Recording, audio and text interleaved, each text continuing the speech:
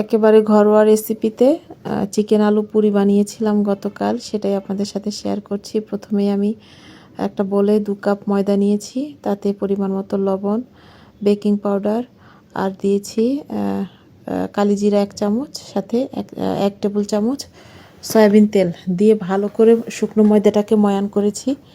এমনভাবে ময়ান হচ্ছে শুকনো ময়দাটাকে হাতে মেখেছি। মেখে যখন দেখলাম যে এক মুষ্টি পরিমাণ ধরলে মুঠা মুঠা হয়ে যায়, চাক ধরে যায়, তখন বুঝবেন যে ময়ান ঠিকমতো হয়েছে। এরপর রুম টেম্পারেচারে থাকা পানি দিয়ে একটা আটা করে নিলাম। আটাটাকে ঢাকনা দিয়ে 10 মিনিট রেস্টে রেখে একটা বড় রুটি বেলে এভাবে একটা গ্লাস দিয়ে ছোট ছোট রুটি ওখান থেকে কেটে নিলাম। কেটে তো শেপ অনুযায়ী ছোট ছোট পুরির জন্য আমি গোল গোল করে নিলাম। তারপরে বেলুন দিয়ে হালকা শেপ করে নিলেই হয়ে যাবে চিকেন আলু পুরি পারফেক্টভাবে।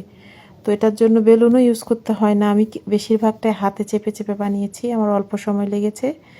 তো সাথে সাথেও বানিয়ে খেতে পারেন, চাইলে আপনি ফ্রিজেও রেখে দিয়ে কয়েকদিন বানিয়ে রাখতে পারেন।